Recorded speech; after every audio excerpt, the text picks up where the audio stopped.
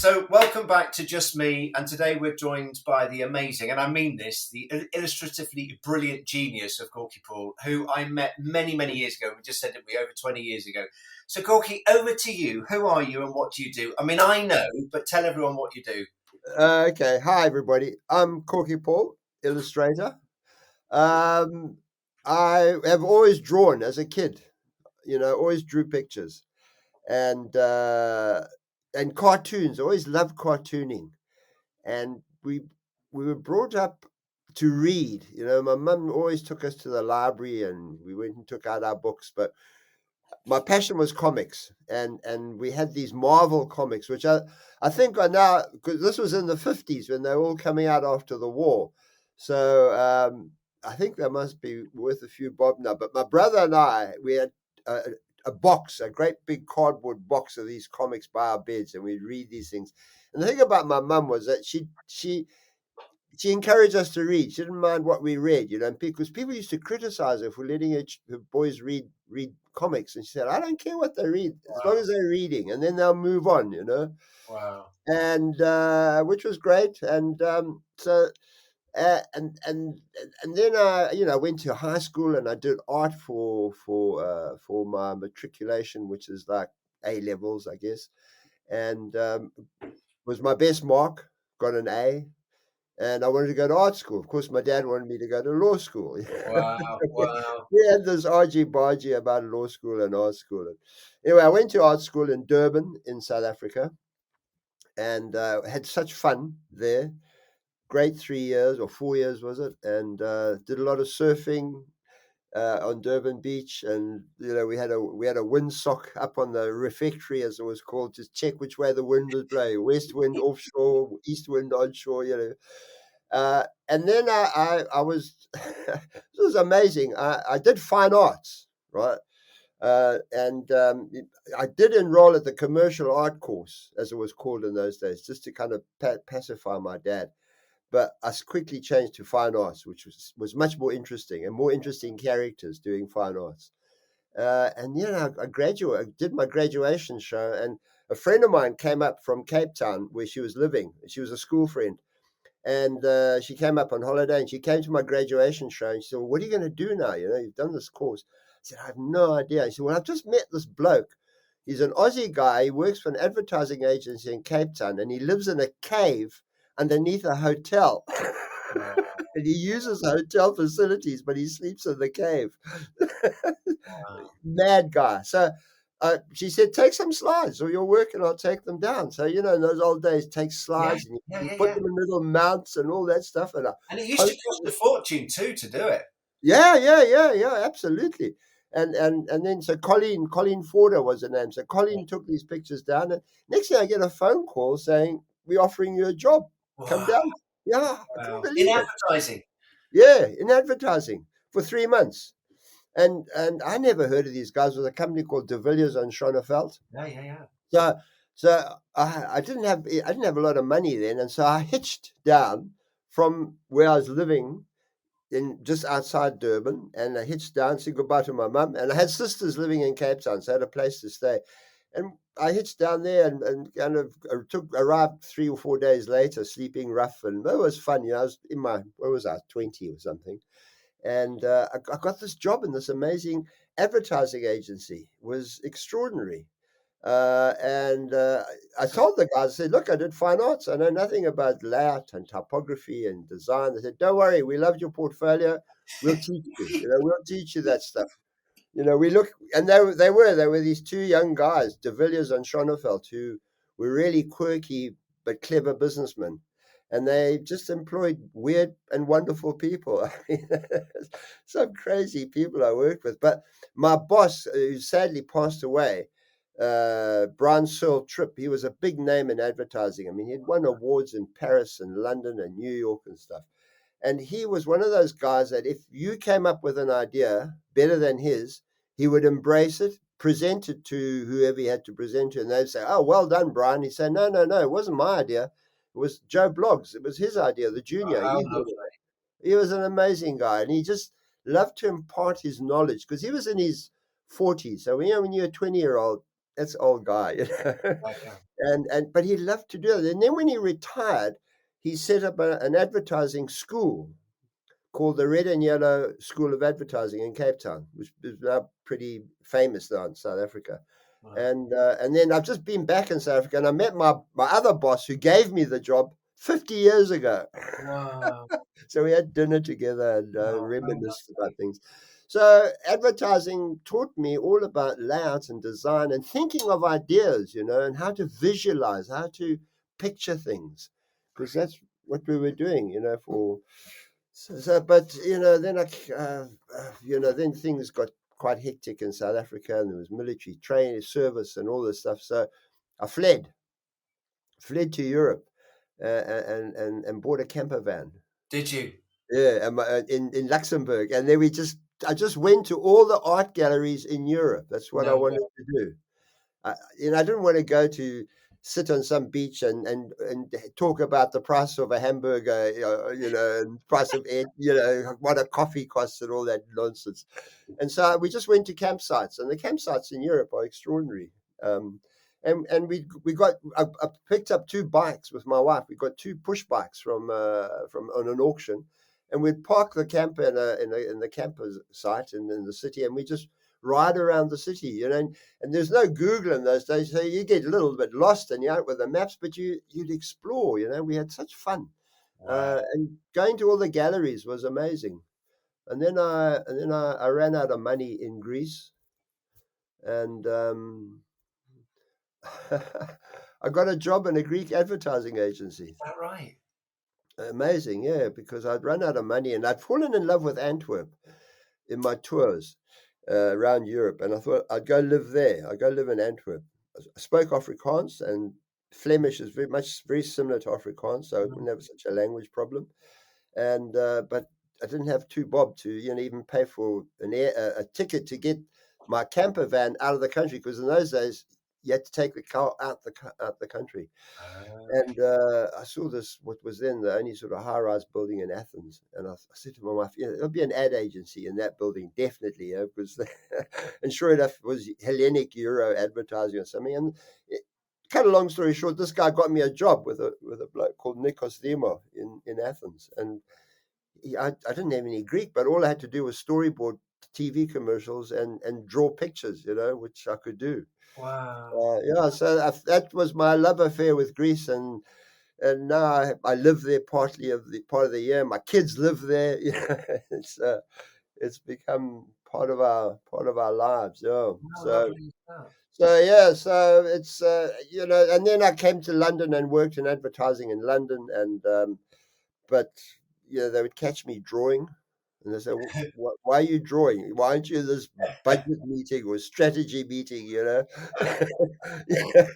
Because I'd sit there with my juniors in what they called I don't know what they called the bullpen or something, and they'd be working up all the ads, and I'd come in and join them, and I just thought, this is, and also as young person's game, and long hours. I mean, Yeah. it's just, Brutal. and so so what happened was one of my juniors came in, a guy called Ray Marshall, and he loved paper engineering.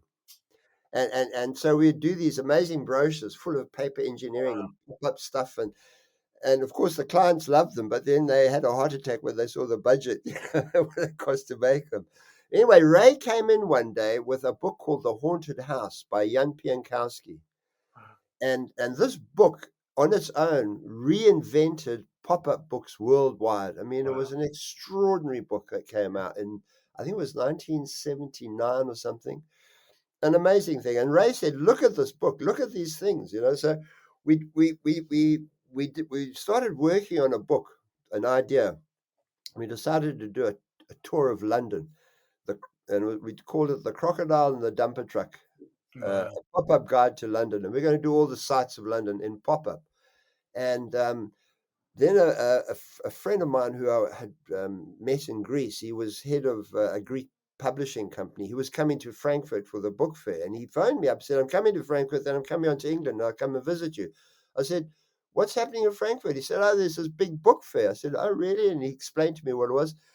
So I went back to Ray. I said, "Ray, we've got a deadline, mate. We are going to Frankfurt. We're going to try and sell this book at Frankfurt." And we did. Wow. And it kind of, once you've got one book done, then it sort of kick-started things off. And yeah, it was, it's like, it's weird how things fall into place. And then I was sort of working as a freelance in advertising, because I took a year off and I went to go and study animation at Cal Arts in LA. And Cal Arts is set up by Disney. Actually, it's a university with all the arts, music, theater, painting. It's a fantastic place. In fact, lots of the guys who run Pixar are Cal Arts graduates. Are they? Yeah, yeah, it's an amazing art school, amazing film school, the lot. And I went there for a year, but I realized very quickly I wasn't an animator. Yeah. You got to have that kind of sense of timing, and you got to be an actor. And anyway, so I came back to England, and I was working sort of as a freelance consultant with that, because I had friends in advertising that give me jobs. But we're trying to do this book. And so Ray and I did this pop-up book, and we took it to Frankfurt, sold it. And then a while later, my brother, who worked for Oxford University Press Africa sales division, said, "I'll get you an interview with the editor of the children's books." Oh, okay. So you can imagine this, the editor. Now, his name was Mr. Ron Heapy. He receives an internal memo from some bloke in Africa sales who's got a brother that draws.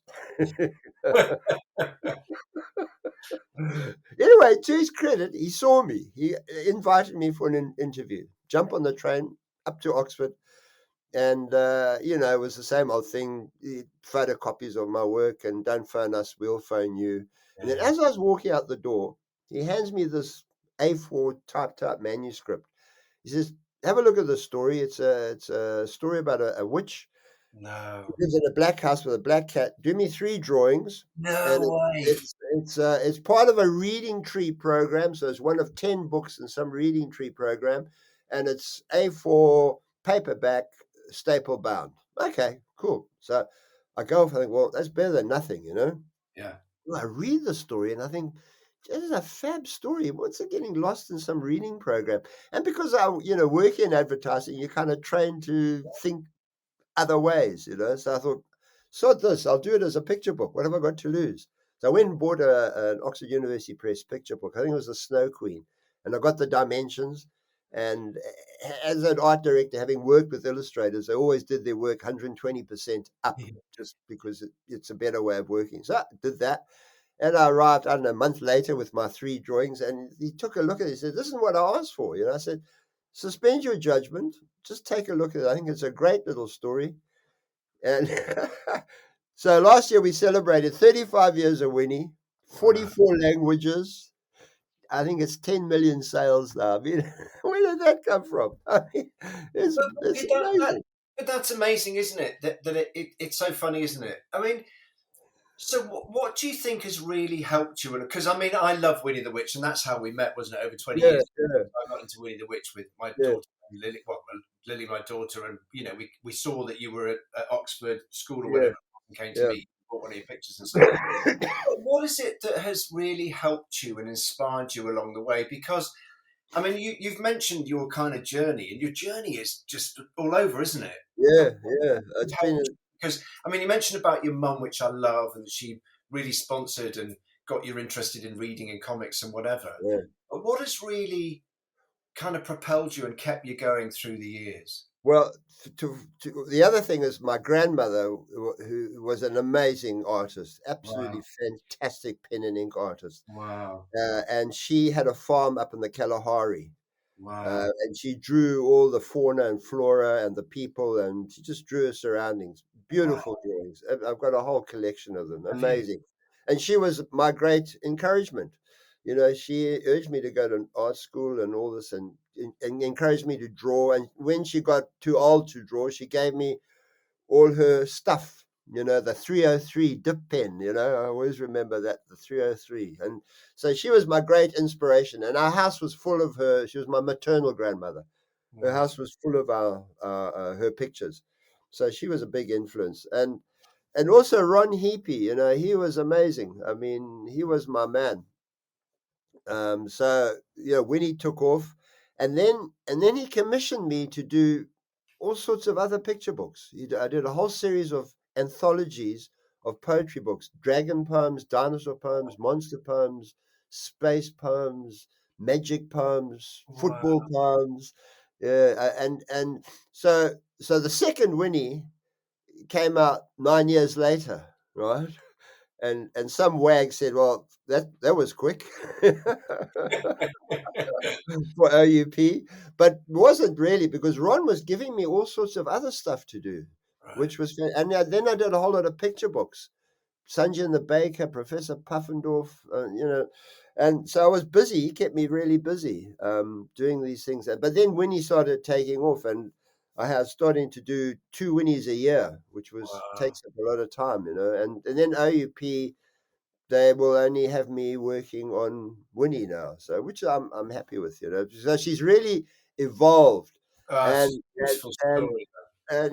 it's just I just the thing too is I did the what clinched the deal. I heard I learned this later, was that the black house was the key thing, and they had three other illustrators try the black house, and they all did silhouettes, Right. solid black silhouette. Yeah. And my fine art training, my tutors had said, if you want a warm black, put blue with it. If you want a cold black, put blue. You want a hot black, put red, because black isn't just black; it's got Yeah. colors in it. And that's what I did. So I used things like Payne's gray, Paris blue, Wow. all these sort of funny blues and the watercolors, and that to give it this blue, this black look, but not solid black. And that's what they loved. So But and then but the illustrations are beautiful. I mean, they just are. I mean, when I was reading the other week, the Rascally Kate, to my kids, and but your style is just so, it's bonkers, isn't it? I mean, the yeah, detail, Corky, that yeah, you go to. I mean, yeah. obviously, people listening to this, they'll have seen the video of some of your illustrations and stuff. But where did that style come from? Because it's almost like Ralph Steadman meets whatever. It's just fantastic. Well, I don't know. I mean, it's just I've always loved cartooning, and Right. and the Mad magazine was also a big influence. I mean, I love Mad magazine, which I sadly believe is now Yeah. defunct. And Alfred E. Newman was their character. And then there was those little drawings at the bottom by Sergio, I think his name was. He's those little.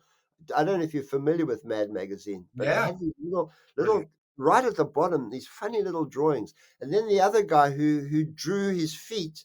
So when they stood on the pavement, they folded down. What was his name? Anyway, I think he's also passed away, but that was a big kind of influence. And then and those were mainly American comics that we were getting. We also got some British comics. I think one was Dandy and Beano. Mm, Yeah, and I love the Bass Street Kids. yeah. I mean, I don't think they have that anymore, because they were getting thrashed at the end of each I know. story. Completely You up-PC. Absolutely. and Dennis the Menace's dog Nasher was always biting people. Oh, wouldn't I know you couldn't do it now, could you? Really couldn't. And and the thing too is, the book I really love is Straw Peter. Do you Okay. know? Do you know Straw Peter, or Struvel Peter? Struwwell. Struvel Peter by Dr. Heinrich.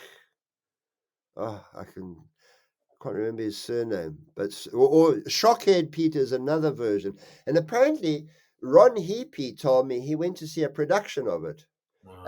at the Bicycle Theatre, I think, which used to be in Kentish Town in London. Oh, okay.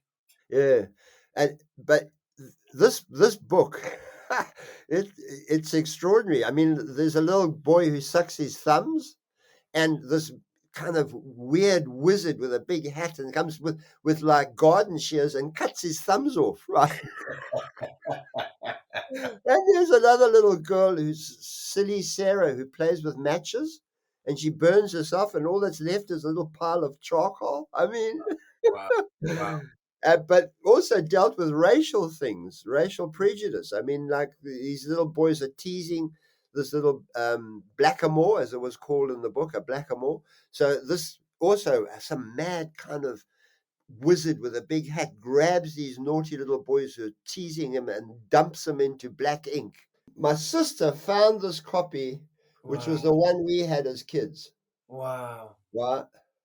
And it's a little bit damaged, but Wow. um, so it was. I think so. I'll show you. It's a bit damaged, but I'll show you a new edition that I found. Right. Wow. Right. So that's Shockhead Peter. A bit And let like me Edward Scissorhands, isn't it? let me show you the drawings. I mean, they just. There he is. Look at that guy. Wow. Right. So he dumps these kids Wow. in the ink. Wow. Wow. I mean, they would just never. They wouldn't. So and there's this little girl. Oh, who doesn't? Where's the one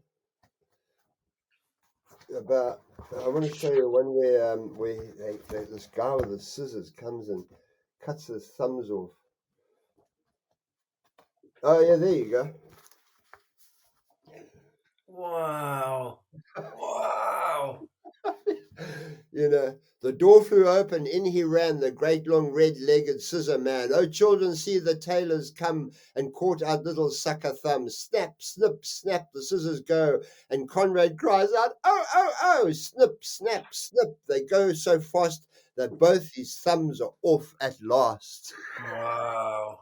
I mean, Mama comes home, and there Conrad stands and looks quite sad and shows his hands.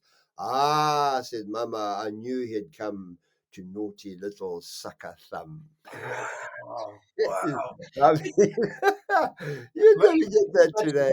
That these days. So, I mean, when things have got tough in your life, what are the things that you kind of dig back into? What is it that keeps you inspired and keeps you going? Because I know Well, there I are times. think having experienced military service in Angola that was pretty scary. Wow. And that just that's when I fled South Africa, and that kind of experience, I guess, I just realized that life is pretty comfortable for me, and that was a kind of wake up call, I guess, Wow. to keep going. And if things got tough, then I'd think of those situations that I'd been in. Um, Yeah, it was. I don't know, and it's also living. I didn't miss South Africa so much, but what I missed was my family a lot because we were 7 children and we were quite we were a close family and we spent lots of time together. And for instance, I know I could walk into any one of my sisters or brothers' house and open the fridge and help myself to grub. When they wouldn't complain. I mean, it was that's what I really missed, and I think I also missed the fact that my children didn't really see their grandparents and aunts and cousins and all that, because Yeah. when you come from a big family like that, it's all part of it. And that's But I had a sister who lived here who was terrific, and she was a spinster, as they say. Sadly, she passed away last year, but my kids loved her. She was eccentric, mad, crazy lady with lots of fun, and so she was our sort of grandmother, auntie, and all that stuff, uncle, all wrapped up into one. And also just doing what I think, doing I'm so lucky to be able to get up in the morning and go sit in my studio and do what I love doing. It's hard to articulate why. I know I'm incredibly lucky, and it's and I'm always and I guess that's what drives me on. But I just love drawing, and I love telling stories through pictures. So right now I'm doing a poetry book. Um, I can't really tell you much about it at this stage, right. but it's a crazy mad poems, and it's a 95-page poetry book. I don't have to illustrate 95 poems. I would love to, but I don't have the time, and they don't want me to. So they've let me select 30 poems to do. Oh, lovely. and it's quite different. It's black and white, Be- and they want it not. It's more for older kids, so they don't want it to do too much detail. They want it much bolder and broader, and they're weird poems. They're quite surreal, so they want more surreal illustrations, which is taking me out of my sort of what I'm used to doing, the Winnie World or picture books, colored picture books. Yeah. So, mm, Oh, lovely. mm. And what advice would you give to younger people these days, or any other people? Because it's tough Oh, out there, right? oh, Sid, today, I mean, you have to have this social media presence and CVs. I mean, I literally sent I think I sent 10 or 12 slides to this ad agency. And you got a job. I didn't have to write a CV or what I did or what sports I played or what school I went to. But so and the whole thing has changed so much. But I mean, I'm teaching illustration for Right. adult education. I do a 10-week course, Wow. but more and more of the young people who do it are doing digital. Yeah. So now I've got a lecture room where we can plug them in with an HDMI cable, and they got their stuff on their iPad or their Mac and that's one of the reasons I do this teaching is that it keeps me in touch with how young Mm, people are working, mm. because they have a completely different take on things and way of method of working. But I mean, I remember when I first bought a computer back in the early '90s. Somebody said to me, "What are you getting one of those things for? You don't need them." I said, "Hey, I'm going to production meetings, and I used to understand what was going on. Now they're talking of TIFF files and PDFs. I don't know what the hell they are. I've got Yeah. to learn. Otherwise, you're going to sink. If you don't do it." Well, So. maybe you could adapt Winnie with Winnie the Pixel. She Yeah, becomes she becomes the Pixel Witch. Who knows? yeah. So, what legacy would you like to leave behind? Because I mean, I adore your work. I just Oh, do. thank you. So Thank creative. you. It's just Yeah. it just is so lovely. But what is the legacy that you'd like to leave for others? Well, um, I'm always astounded and amazed by when I get letters from people saying how their children didn't read, and now they're reading. Now they didn't do anything at school, and now they're drawing. I mean, I get endless emails and letters telling me about this, and it's just I just think, I do a lot of school visits, and what I try and do is I try and look for the kids maybe who are, the quiet ones who just don't do much, and there's always the cocky kids up front there. Yeah, I yeah. always try and reach. If I just touch one of those little guys, and they come alive with it, then that's what I like to do. It's just, and I've got this I mean, I've got all these books that are out there. It is, and no, I was at a school, we did a book tour last November to celebrate the 35 years. And I was going to all these schools, and what I did was they asked me, "Where do you what would you like to do?" I said, "I would love to visit the very first school I ever visited Oh, as an illustrator." So I went to Radcliffe on Trent, outside Nottingham, and what was amazing, Sid, was that the parents were kids when I went to that school, and they had oh, the books. But not only that, the grandparents went to that school. oh. And you suddenly realize, I'm this kind of nomad, and my family is sort of scattered around the world now. But there are these people, communities, and it was so touching. And they came with their books that I'd signed in 1991 or something, or whenever it was, and now they were bringing their children and that's really heartwarming stuff. That's beautiful because I've still got the Mm, book that you signed for myself and Lily, yeah, and I show it to my kids. And yeah, and yeah, maybe you're right. Maybe Lily will get her kids I to hope read so. them. Yeah, I I do mean, hope. that's that's to me, and I mean, I'm amazed that the book is in print after 35 years. And all of I Winnie. wouldn't. I wouldn't be. It's really interesting. I mean, I've got so Lily's now 24, but my other kids now are 6, 4, and 3. But what's really interesting is that they love all the old books. They love Oh, The Princess and the Frog and all of the Yeah, old. yeah, They love. yeah, I mean, yeah, they love the kind of modern stuff, but they always go to the older stuff. So Winnie the Witch and yeah. the Rascally Cake or whatever. They love those because I think there's real depth in them. I Yeah. really. I love getting stories that have a nice twist in them, and Yeah. I did a series of books with Giles Andre called Sir Scallywag, and it was Sir Scallywag and the Golden Underpants. I don't know if you've seen that one. No, I'll write it down. It's absolutely brilliant. It's King Colin wasn't clever, King Colin wasn't bold, but what made King Colin special was his underpants of gold. Brilliant. And then a giant steals his underpants, right? And they his underpants of power, his underpants of glory. You know, I must have my underpants back within the hour. So he calls for his bravest knight, Sir Scallywag. Now, Sir Scallywag was mighty and Sir Scallywag was bold, but it didn't seem to matter that he was only 6 years old. Oh wow. Oh wow. And there's this quest of Sir Scallywag going to retrieve the golden underpants. And a company called Music in the Round from Sheffield Yeah. contacted me to put it on as a musical. So I thought, a concert. I thought, gee, that's amazing. Yeah, they're going to have to build castles. They're going to have horses. How are they going to do this? It's a big production. But what it was it was introducing kids to classical musical instruments and classical music. And there's a guy called Paul Reisman, who's I think he's a UN ambassador for UK for music. He's royal. I think he's royal music trained. Mm, He's a classical music musician, and he sets. They take picture books and then they set them to music, brilliant.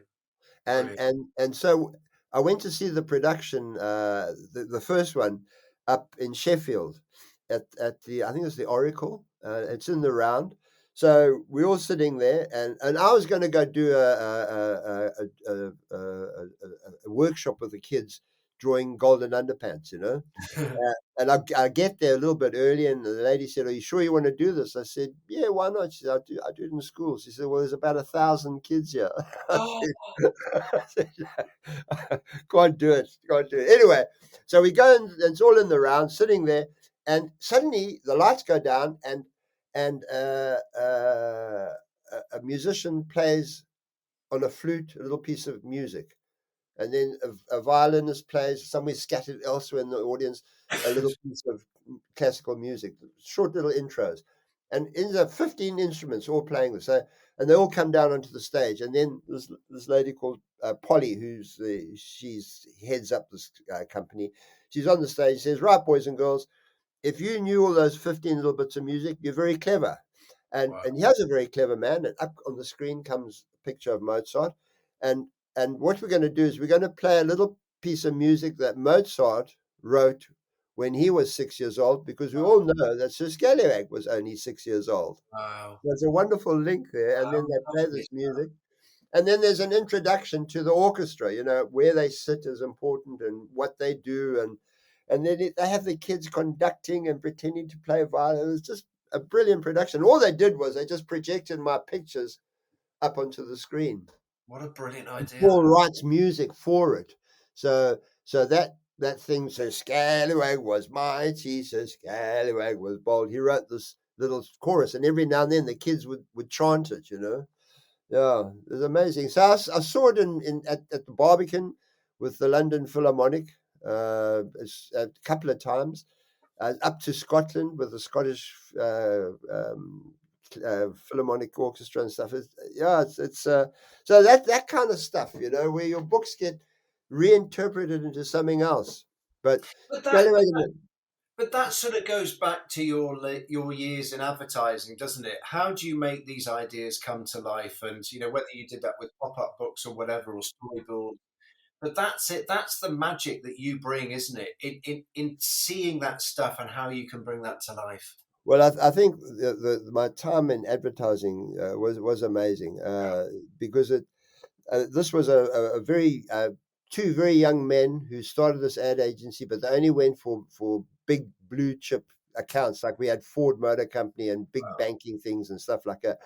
And they encouraged craziness. They encouraged their creative staff to and to think. We got Edward de Bono. Have you ever heard of Edward de Bono?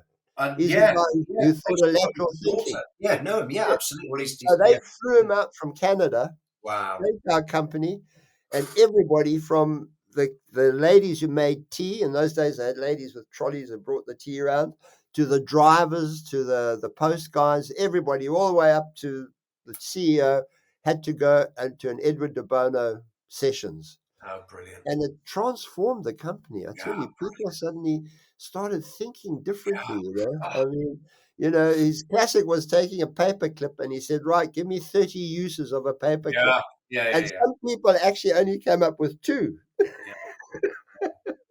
you know, and the whole thing of brainstorming ideas, writing down silly ideas, silly thoughts, just think, Get him. he said it was like jazz, where you just Yeah. freewheel, you just improvise, and then you start whittling it down, and you find it was that was amazing for me. And I was in my 20s, there's this Edward de Bono guy coming on the scene. And he Uh, was huge, wasn't he? In all his coloured hats, the books that he wrote. I mean, he oh was yeah, absolutely amazing monster. man, just absolutely incredible. Yeah, and so this company became really big, and then they were eventually bought out. I mean, by the time I left, they were bought out, I think, by McCann Erickson or something. Yeah, But they were amazing. And these guys that I worked with, they were so good at their jobs. And I learned this very quickly. People who are very good at their work are very willing to impart their knowledge yeah, and take on your ideas. They don't feel threatened yeah, because they know their work is good. And if somebody comes up with a better idea, they embrace it yeah, rather than saying, trying to put you down. I mean, that's so I kind of learned from that, and I try and do that myself. I want to. So one of the reasons I do this teaching is because I just want to show people how to go about putting together a picture book, because there's a whole process. You don't just sit down and draw it. You've got to yeah. plan it, do roughs, and think about it, and get that story right. And it's and last night I teach on Monday night, so last night I gave them a slideshow of on one occasion, a number of occasions while I'm working, I just photograph the progress, from the roughs all the way up as I'm working, coloring, take a picture, and then put it together. And the one student said to me, "So when you do one page and you finish it, do you start again that whole process of the thumbnail sketches, roughs?" And I said, "Absolutely, you have to, you have to plan this thing up." And also publishers, they want to see that you can pull it off for 12 spreads, because as you can see, it's Yeah. quite a journey, and it's quite an investment on their part. So I'm what I'm trying to give to them is how you present an idea. I don't teach drawing. I'd say I can't teach you drawing, but if you've got a passion for drawing, come along, and then I will. But if you want to be taught certain things, go do drawing courses. But I'm going to Yeah, teach you how to put together a package of that's lovely. presenting. Yeah. So if you were to use one word to describe yourself, what would it be? Uh,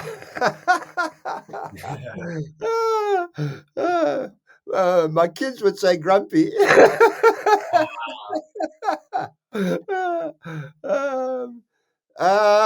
what would one word be? Optimism with a touch of cynicism. That's lovely. Yeah, I think you have to. I mean, that's what I try to instill in my kids, to be optimistic about stuff, but be questioning of things. Don't always just accept stuff, which made life difficult when they were teenagers. But So lovely. yeah. I mean, Corky, thank you so much. Seriously. Well, I hope that gives you some kind of Oh, it's brilliant. insight I mean, I've into got look, I've got a page of notes of just lovely, just thought. yeah. It's just I love what I'm doing, and I just every day is. I'm fortunate that I've still got work. I mean, plus And it shows in everything you do. I mean, I've still got the big picture of Winnie and Wilbur, on the kids' bedroom wall, and oh right, the love in all of the pens of the ink stroke, everything in there. It's love, isn't it? You love. I know that you love oh what you no, I know. I know. I mean, I did there's each book has a favorite drawing, and I did a book called For Chinese New Year, Oh, and that's the other thing is in China, she's huge. You know, It's- the Chinese kids just love Winnie, and it's so interesting because they don't have that culture of the magic wand and the witches and all that stuff. Um, and they're so curious about, you know, who she is. Anyway, I had to do a New Year for Winnie, and I wanted to make her house look like a Chinese house. And Right. oh, I did this drawing. I look at it now, I still can't believe I did it. I mean, it's just this whole house in red, but it's got all the Wow. Chinese pagodas and yeah. Wow. Look at it. It's Chinese New Year. I'll A have a picture look. of Winnie's house. Yeah. Wow. Corky, thank you. Honestly,